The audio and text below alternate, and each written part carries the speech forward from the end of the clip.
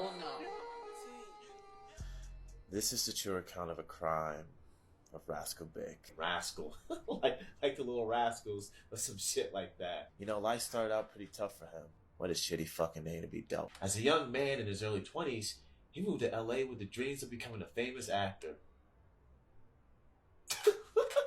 Unfortunately, he just wasn't very talented. When the red carpet wasn't working out, he was forced to get a job as a dishwasher at a restaurant in a quirky bar in Silver Lake. The popular one, next to that shitty Ralph's off the street.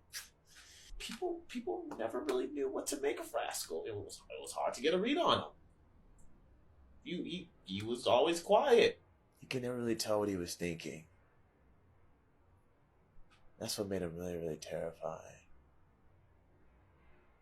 He always had a charm bracelet on his belt, a green 4-leaf clover. He had these really, really, really intense eyes. Like, really, really intense. And he always had this strange habit of muttering to himself. He'd be like,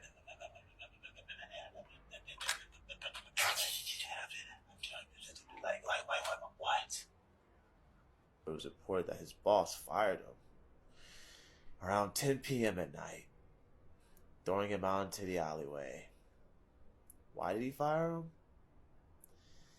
The boss never gave him an exact reason. Maybe the loud conversations that Rascal had with himself really freaked out his co-workers.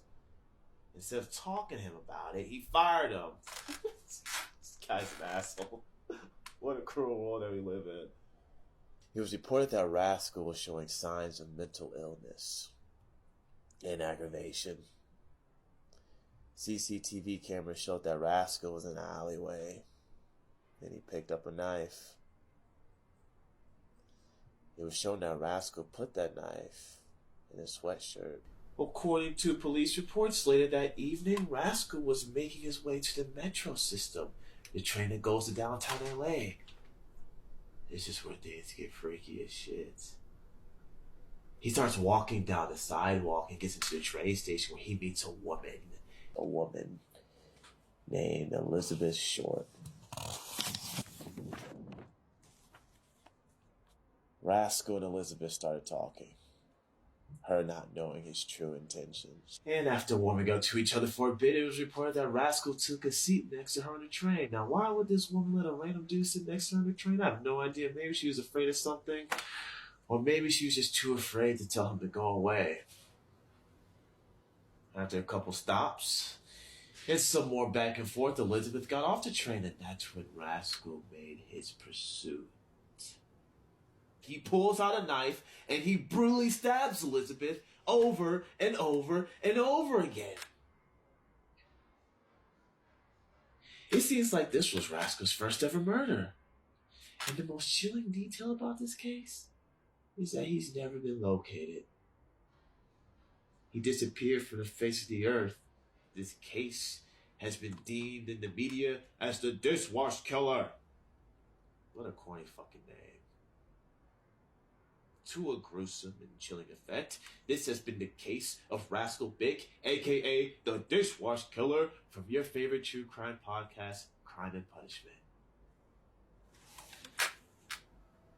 To our listeners at home, be extra careful of your surroundings and who you surround yourself with. Most serial individuals are affected by psychopathy and mental illness. These psychopaths can seem normal and quite charming and entertaining, but beware of the mask of sanity.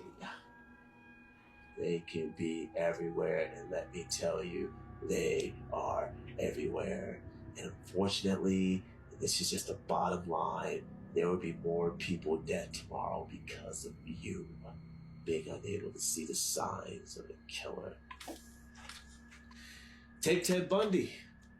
He said that murder is not just a crime of lust or violence. It becomes a possession. The victim becomes a part of you, and that the killer and the victim are forever one. The ground where you killed them becomes sacred to the killer. The killer will always be drawn back to them.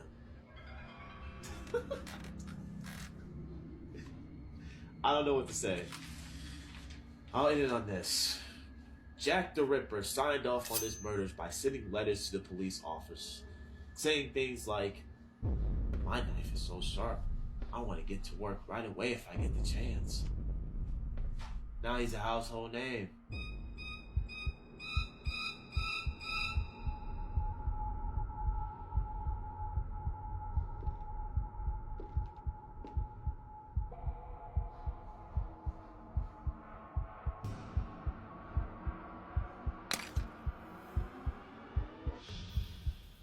Now that is something to think about.